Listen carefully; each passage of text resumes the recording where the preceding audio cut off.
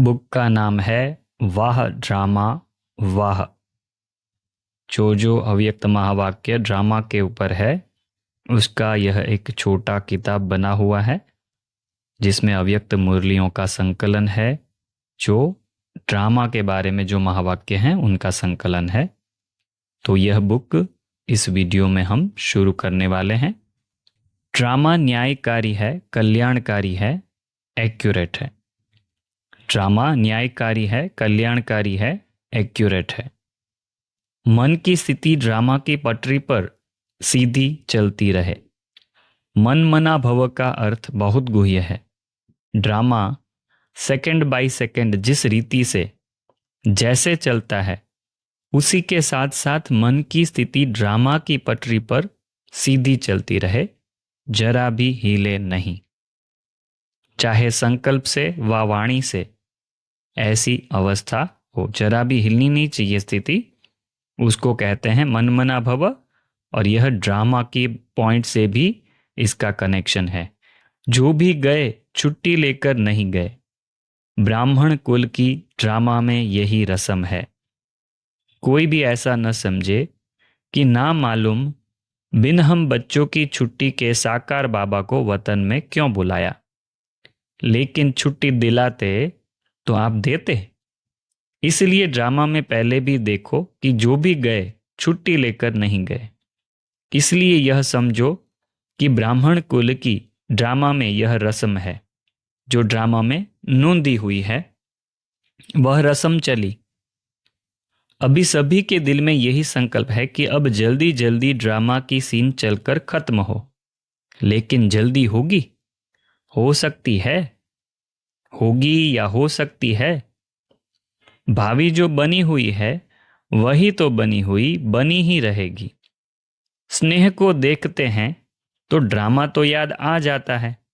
Drama जब बीच में आता है तो साइलेंस हो जाते हैं।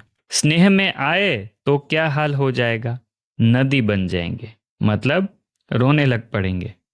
लेकिन नहीं, ड्रामा जो कर्म हम करेंगे वह फिर सभी करेंगे, इसलिए साइलेंस।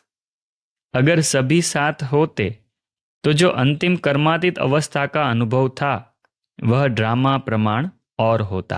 ब्रह्मा बाबा का अंतिम अवस्था का जो अनुभव, कर्मातीत अवस्था का अनुभव, वह कुछ और हो जाता। लेकिन था ही ऐसे, इसलिए थोड़े ही सामने थे। ड्रामा में ऐसा ही था कि ब्रह्मा बाबा जब गए तभी उनके साथ थोड़े ही थे। सामने होते भी जैसे सामने नहीं थे।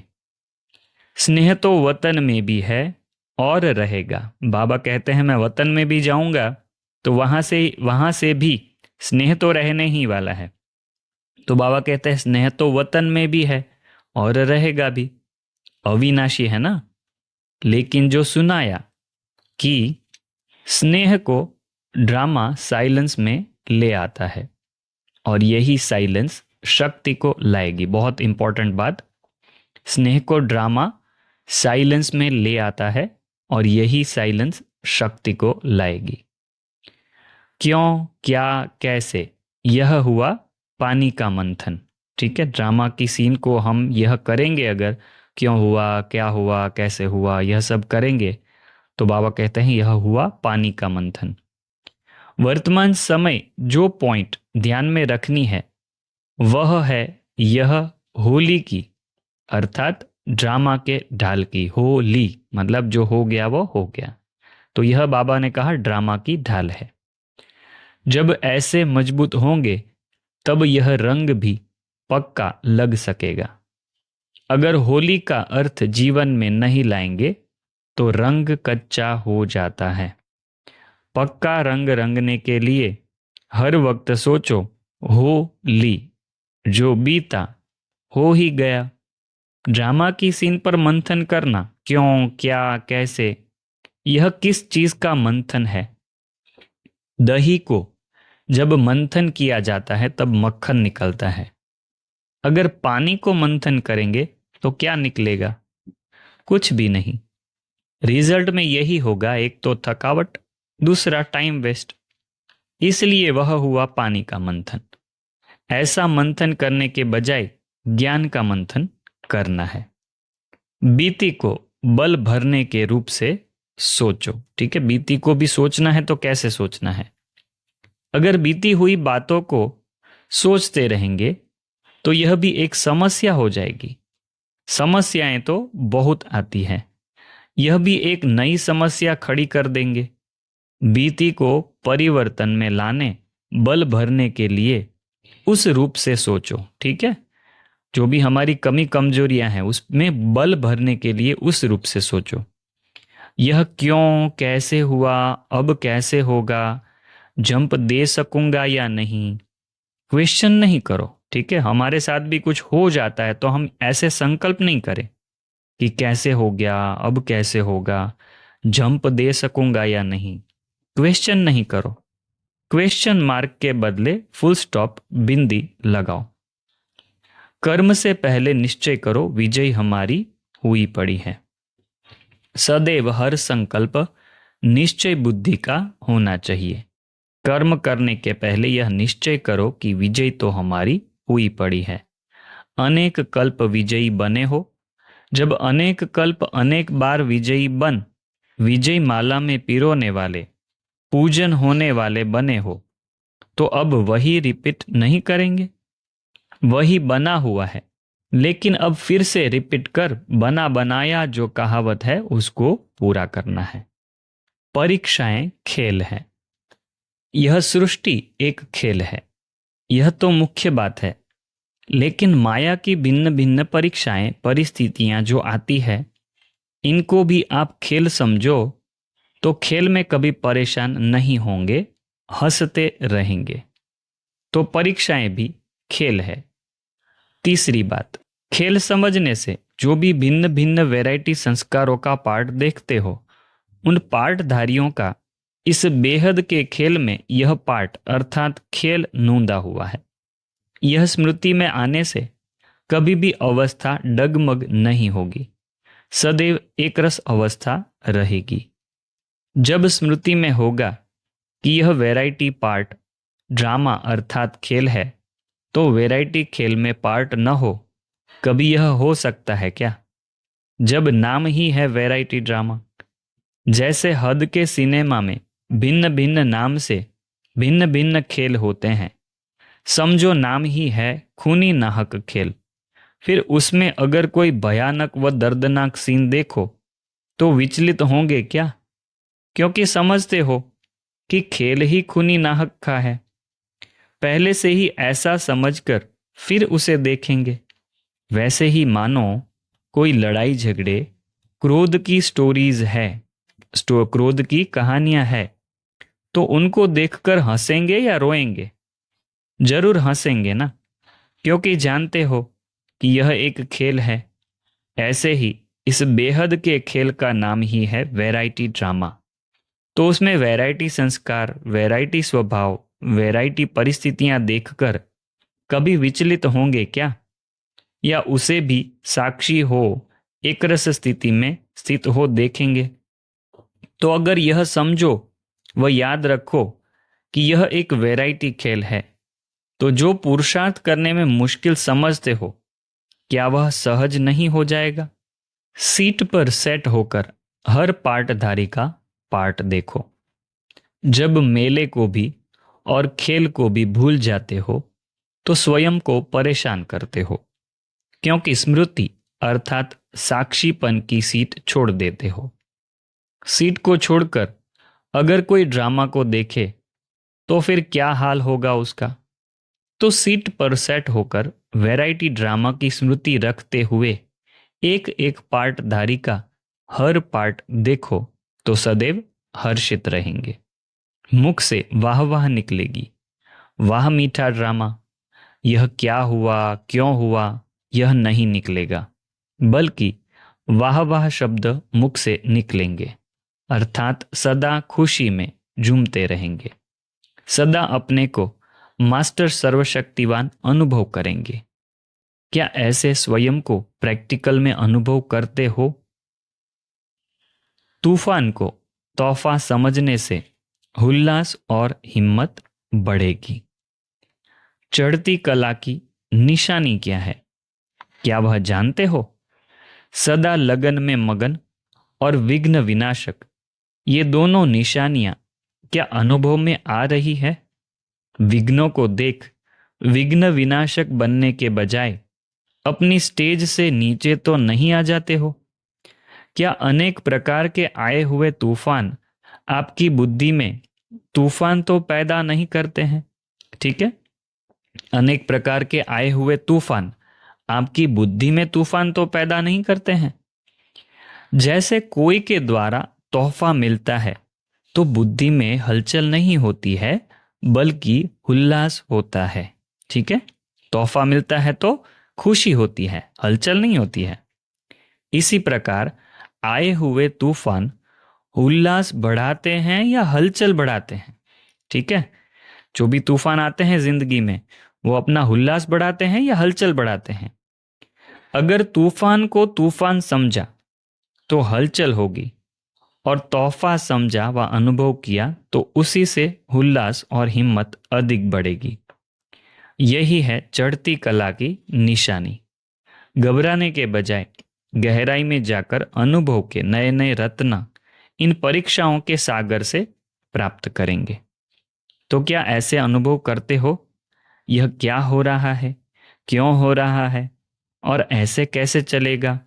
ये जो संकल्प चलते हैं इनको हलचल कहा जाता है। हलचल के अंदर रत्न समाये हुए हैं। ऊपर ऊपर से बाहर मुखता की दृष्टि और बुद्धि द्वारा देखने से हलचल दिखाई देगी अथवा अनुभव होगी, लेकिन उसी आई हुई बातों को अंतर्मुखी दृष्टि व बुद्धि से देखने से अनेक प्रकार के ज्ञान रत्न अर्थात पॉइंट्स प्राप्त होंगे। ठीक है, सीन द्वारा उसको देखने से समझने से ज्ञान रत्न प्राप्त होंगे। मास्टर ज्ञान सागर के गुण की कॉपी की है स्थूल सागर ने। अगर कोई भी बात को देखते या सुनते हुए आश्चर्य अनुभव होता है तो यह भी फाइनल स्टेज नहीं है। ऐसा तो होना नहीं चाहिए। ऐसा संकल्प उत्पन्न होता है तो इसको भी अंश मात्र की हलचल का रूप कहेंगे। ऐसा तो नहीं होना चाहिए, ऐसे हम बोलते हैं अगर कभी, तो बाबा कहते हैं ऐसा संकल्प उत्पन्न होता है तो इसको भी अंश मात्र की हलचल का रूप कहेंगे। अब तक यह क्यों क्या प्रश्न का अर्थ है हलचल। विघ्न आना आवश्यक है। यह बुद्धि में रहेगा तो महारथी हर्षित रहेगा। नथिंग न्यू, यह है फाइनल स्टेज। यदि कोई भी हलचल का कर्तव्य करते हो, वह पार्ट बजाते हो, तो सागर समान ऊपर से हलचल भले ही दिखाई दे रही हो, अर्थात चाहे कर्मेंद्रियों की हलचल में आ रहे हो, लेकिन स्थिति नथिंग न्यू की हो।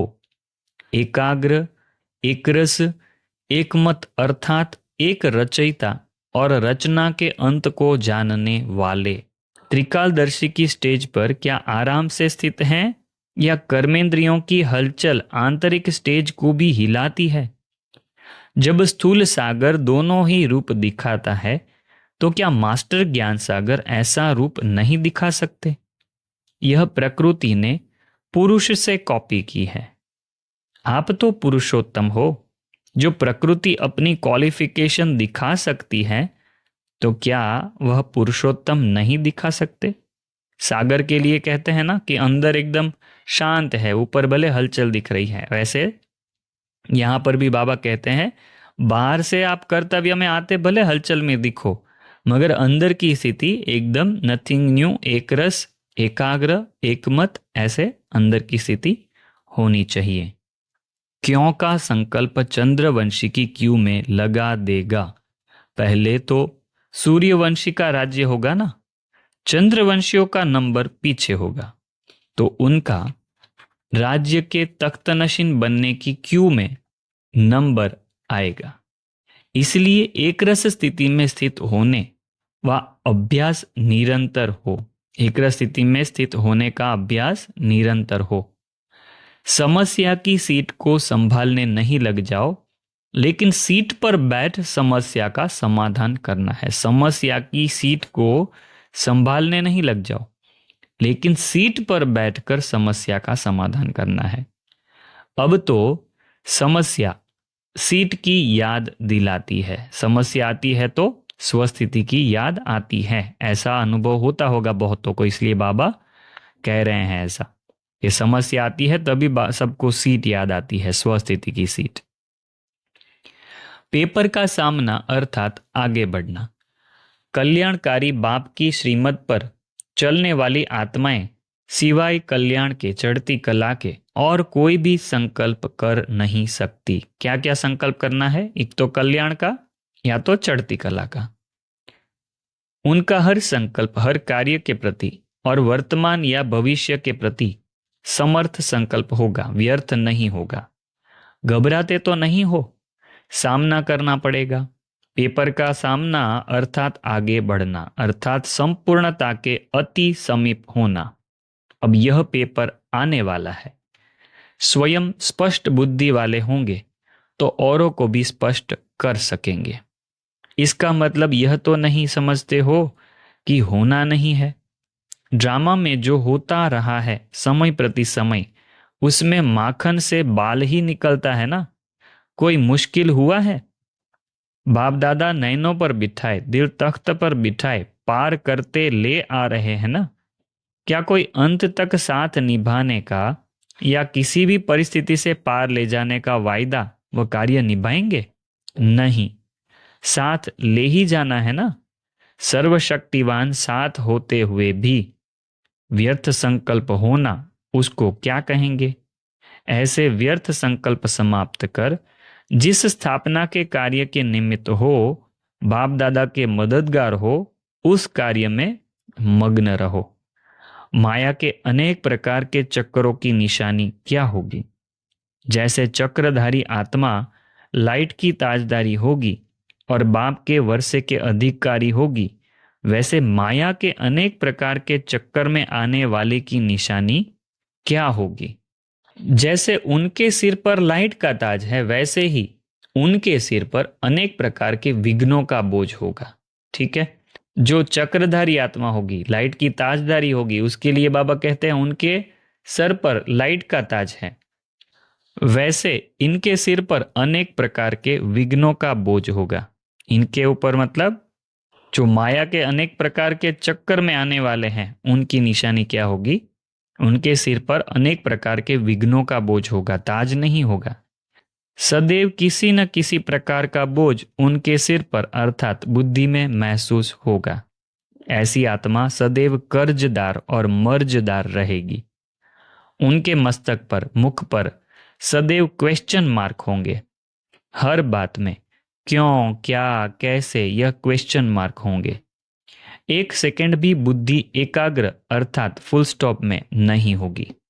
फुल स्टॉप की निशानी बिंदी होती है, अर्थात मनसा में भी बिंदु स्वरूप की स्थिति नहीं होगी। वाचा और कर्मणा में भी बीती सो बीती, नथिंग न्यू। जो होता है वह कल्याणकारी है, ऐसा फुल स्टॉप अर्थात बिंदी लगानी नहीं आएगी। क्वेश्चन मार्क की निशानी देखने में भी टेढ़ी आती है। फुल स्टॉप लिखना सहज है, फुल स्टॉप लिखने से क्वेश्चन मार्क लिखना जरा मुश्किल होता है। तो अनेक प्रकार के क्वेश्चन करना, चाहे स्वयं से अथवा दूसरों से या बाप से, यह निशानी है कि यह आत्मा स्वदर्शन चक्रधारी सो छत्रधारी नहीं है। ठीक है, यहां तक हमने बुक पढ़ी। आगे का पार्ट हम दूसरे पार्ट में कवर करेंगे। और यह बुक आपको कैसी लग रही है तो वो हमें कमेंट करके आप ज़रूर बताएं, ताकि हमको समझ में आए कि यह बुक हमको आगे कंटिन्यू करनी चाहिए या नहीं। बहुत अच्छी बुक है। ड्रामा के ऊपर बहुत सारे महावाक्यों का संकलन है अव्यक्त मूल्यों से, जो स्पार्क विंग ने बनाई है। तो स्पार्क विंग को खूब खूब धन्यवाद, ऐसी किताबें बनाते रहते हैं। तो यह बुक आपको चाहिए तो आप लिटरेचर डिपार्टमेंट से ले सकते हैं। बुक का टाइटल है वाह ड्रामा वाह, और आगे थोड़ा समझानी दिया हुआ है। और उसके बाद यहाँ पर अव्यक्त मूल्य महावाक्य यहाँ से स्टार्ट हो रहे हैं 19वें पेज से 18 पेज तक।